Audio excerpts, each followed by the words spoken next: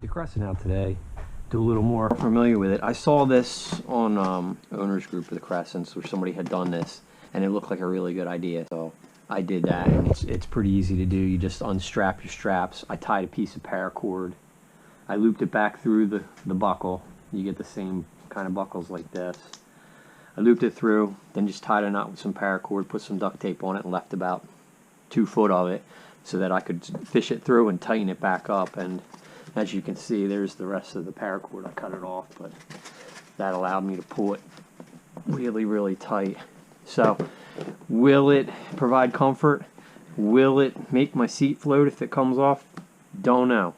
It's hot. I don't think there's going to be much biting, but just to get a little more familiar with the boat, see what speed it likes to run at, and just do a little better review on it. This is why I got this boat. Nice and light. I carried it up out of my basement by myself over my head. One rod. Was able to make a little bungee thing, keep that nice and secure. Milk crate, 2 small Plano boxes. Everything I need is on that crate. PB&J, seat, thermos, 1 strap. Pretty secure. I'm only going like 5 miles. I should be in the water pretty quick.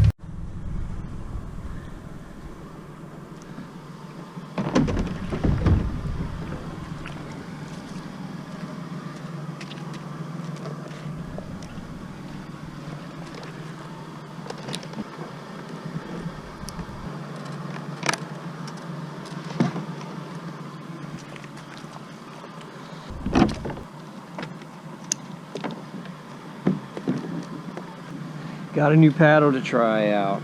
This is the Bending Branches Whisper, and I've been using cheap paddles for a long time. This one was 72 bucks, and we'll see any difference or not. Did get the GPS today so we can see what she runs at.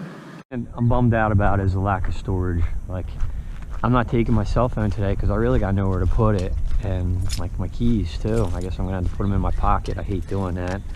I'd rather secure them somewhere on the boat, but I'll go over my setup real quick. I think what I'm going to do is use an old plastic coffee container to put in here so that it won't slide all the way to the back. That way I can open that, put my stuff in the coffee container, close it all up, and that'll be good. I like to go minimal. So GPS, really, I just like to, and sometimes it's motivation if you're going into the wind and you're not even sure you're actually moving.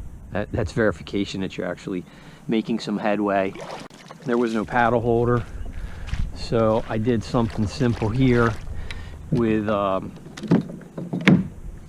this was just a ball mount that I put on a track. I was going to put something there. It works out, holds it really good. It's right where it needs to be, so that's fine. The way I run anchor, dog leash, put it out, you can lock it at whatever length you need it, and it's all self-contained on the milk crate. It's not attached to the boat, so it keeps the boat nice and light. Cutters, fish grips, the hook removal tool, little piece of tubing, holds that nice and secure. 3 rod holders, 2 vertical, 1 canted off to the side. This is where I go when I'm usually taking a fish off that goes in there. I tried to use a rod holder here in the mounts, and it was kind of in the way of me paddling and turning around, so I ended up just forgetting that idea. As you see with the seat, simple strap here just so it doesn't become detached from the boat. It looks like the pool noodles are sitting. Plenty of room for the pool noodles. Headlamp if you're out at night. Scale, napkins, 2 Plano boxes, bug spray, water, and my rag. What I usually roll is the rag and the fish grips ride with me. Right here, I usually like to find somewhere to secure this, so if I do flip, I don't lose it. Not that it's any major loss. 3.1, 3.2, 3.3, 3.4, 3.6. Let's see what we can get her up to.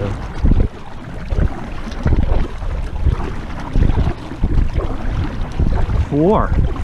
Starting to push water pretty good at 4 miles an hour. But you could maintain this for a little distance. That's impressive. Not efficient, but impressive. So, let's see, right about 3.6.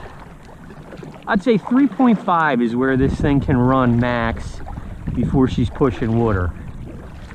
That's impressive for a 10-foot boat. My max speed here was 4.1, which is also impressive for a 10-foot boat. But just a leisurely cruise. 2.8.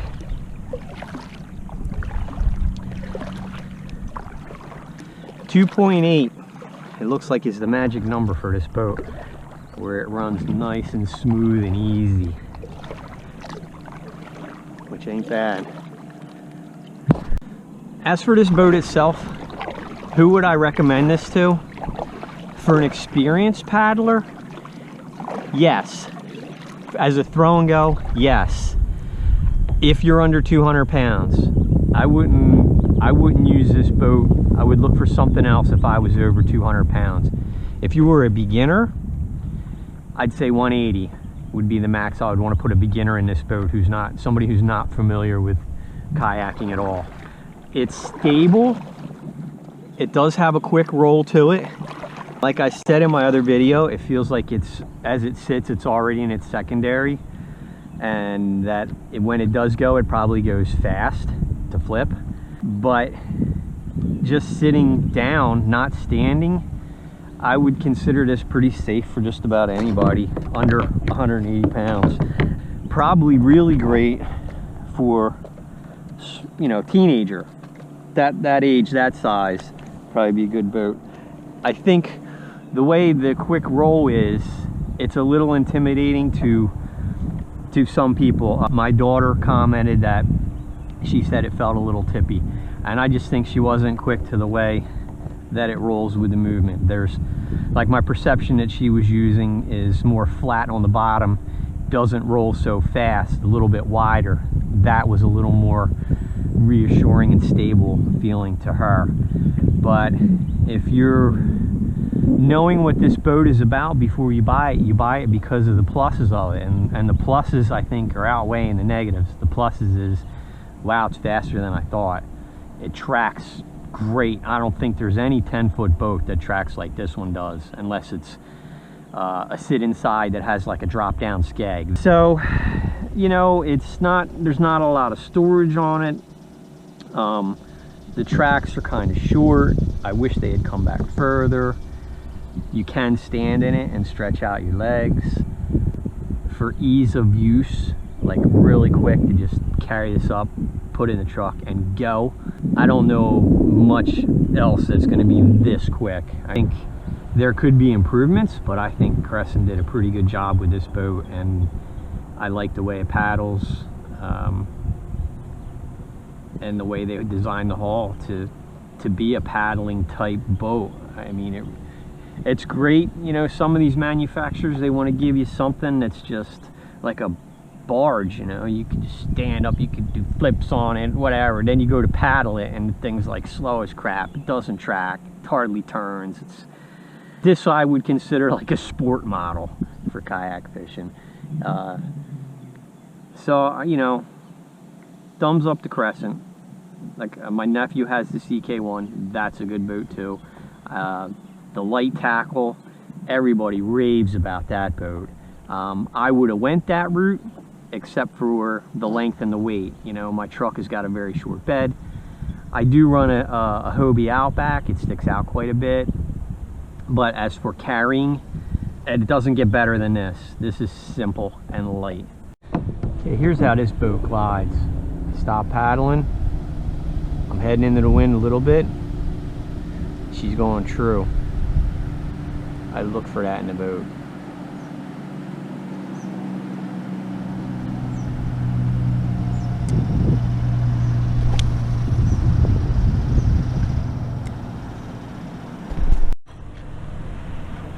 What do I got?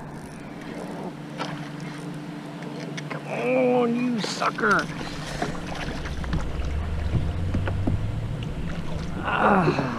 you'll do. You will do. 1.38 pounds. Not bad. Not bad.